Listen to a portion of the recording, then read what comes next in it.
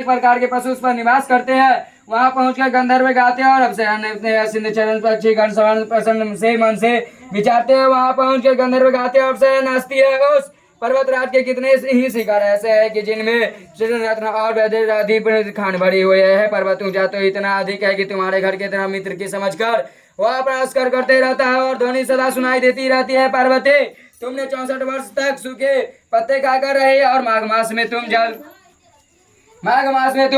जल में बैठी रहती थी और वैशाख की दोपहरिया में पंचवटी रहती थी। श्रावण महीने में जल बरसता तो भूखी प्यासी रहकर मैदान में बैठी रहती थी।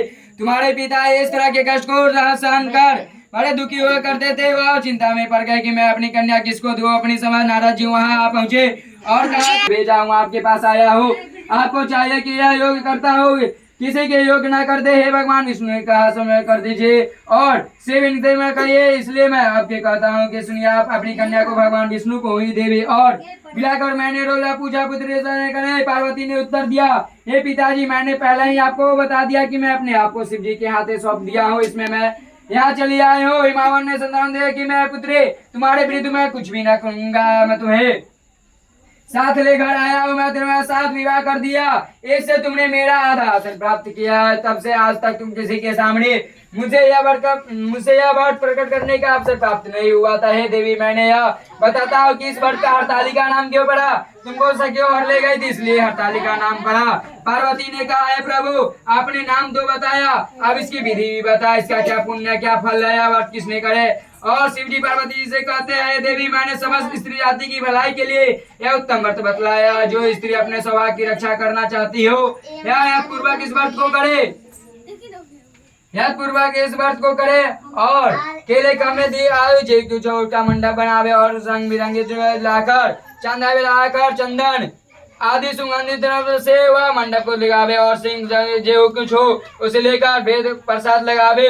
उस रोज की उपास कर बहुत से सुगंधित फूल आदि मनो और धूप नाना प्रकार के नैवेद्य और अनेक प्रकार के वस्तु इस पर निवास करते हुए उसे ऋतु में जो फल प्राप्त हो उसी से भोग लगावे और प्रणाम कर नमस्कार करके, हे शिव रूपे आपको सदा के लिए नमस्कार है। हे ब्रह्म रूपे आपको सदा के लिए नमस्कार है। जगन्नाथ भी आपको सदा के लिए नमस्कार है।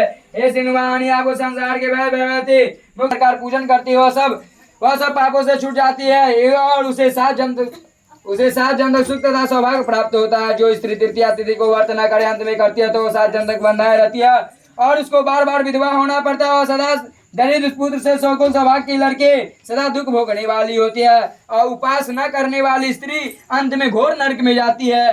तीज को मांसाहार करने से बाघिन, दही खाने से बिल्ली, मिठाई खाने से चींटी, सब कुछ खाने से मक्खी होती है।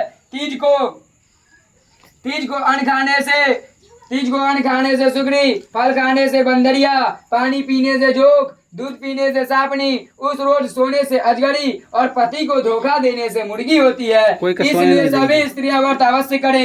दूसरे दिन सुबह चांदी अथवा बांस के पात्र में ब्राह्मण को दान दे और प्रणाम करे। जो स्त्री इस प्रकार व्रत करती है वो मेरे सामने पति पाती है और जब मरने लगती है तो उसके सामने उसका रूप हो जाता है। इस व्रत के प्रभाव से संस्कारिक भोग और संयुक्त मुक्ति मिल जाती है। इस हरतालिका की व्रत कथा मात्र सुन लेने से प्राणी को 1000 रुपये और सैकड़ों घंटे प्रणाम करने का फल प्राप्त होता है।